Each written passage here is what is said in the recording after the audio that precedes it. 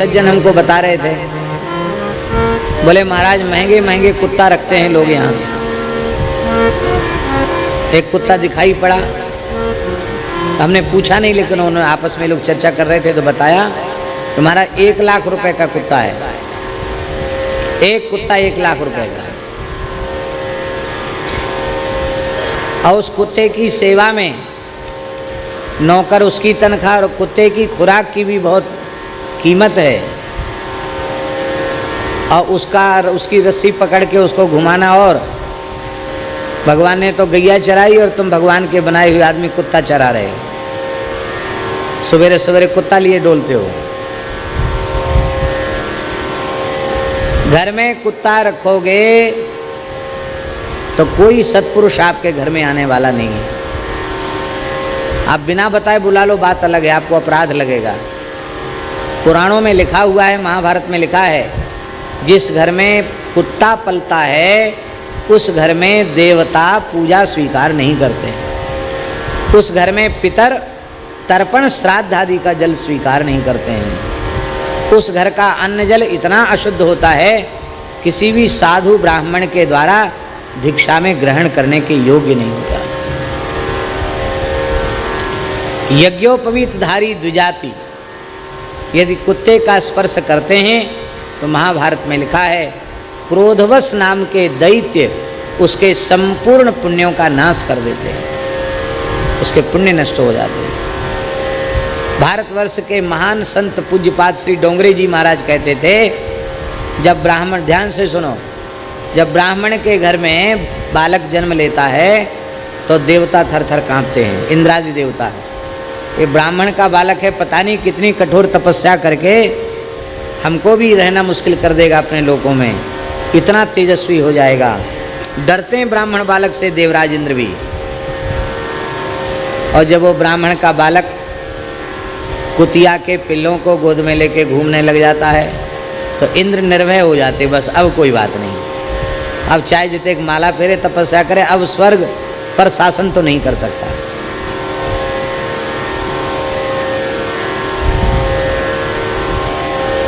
कुत्ता पाले सो कुत्ता और कुत्ता मारे सो कुत्ता। पुरानी कहावत है, हमारी कहावत थोड़ी है, हमने तो बनाई नहीं। कुत्ता पाले सो कुत्ता। आप कहें कुत्ता पाले सो कुत्ता क्यों? मरते समय मृग का चिंतन करने से इतने बड़े साधक राजर्षि भरत को मृग की योनि में जाना पड़ा, और दिन भर कुत्ते के पीछे लगे रहने वाले, वो तो मरते समय कुत्ता जरूर ध्यान में आएगा, नहीं आएगा तो नज़र जरूर पड़ेगी, क्यों कुत्ता स्वामी भक्त होता है, तुमको मरते देख के मुंह चाटने जरूर आवेगा। तो कुत्ता पालोगे तो मरते समय कुत्ते का चिंतन होने से कुत्ता बनना पड़ेगा। और कुत्ता मारे सो कुत्ते को मारना भी नहीं चाहिए। कुत्ते को मारोगे तो वो भी बदला लेगा, तुमको कुत्ता बनना पड़ेगा, वो आदमी बन के तुमको पिटाई करेगा। इसलिए न कुत्ता मारो न कुत्ता पालो, कुत्ते को टुकड़ा जरूर दो, पहली रोटी गाय की और आखिरी रोटी कुत्ते की। माताओं से निवेदन है, खाली तवा चूल्हे से उतारा नहीं जाता है, उस पर एक रोटी रख के तब नीचे उतारते हैं। उतारते ऐसी विधि है कि नहीं? आजकल की पढ़ी लिखी माताएं नहीं जानती, खाली तवा को उतारा नहीं जाता है, उस पर एक आखिरी बचे हुए परोथिन सहित मोटी रोटी बनाई जाती है और रोटी के सहित तवा को नीचे उतारा जाता है। अकेले तवा उतारने से दोष लगता है। तो आखिरी रोटी किसके लिए? कुत्ते के लिए। बाहर जो बेचारे कुत्ते, उनका कहाँ कुछ दुकान तो खुली नहीं कुत्तों के लिए कि पैसा दे के मिठाई ले आवें, उनको तो वही टुकड़ा उनको मिलना। कुत्ते का टुकड़ा जरूर देना, पर कुत्ते का स्पर्श करना, कुत्ते को पालना, ये धर्म शास्त्र में निषिद्ध है, नहीं पालना चाहिए। कई साल पुरानी बात है, जयपुर में एक मूर्ति वाले के यहाँ हम गए, बड़े प्रसिद्ध मूर्तिकार, नाम हम नहीं लेंगे उनके मूर्ति भंडार का, क्योंकि वो दूसरी बात है। तो वहाँ जाकर हमने देखा इतनी सुंदर कुत्ते की काले पत्थर की मूर्ति बनी हुई है, और एक नहीं कई, बड़ा छोटा छोटा, शकल एक जैसी, बड़ा सुंदर।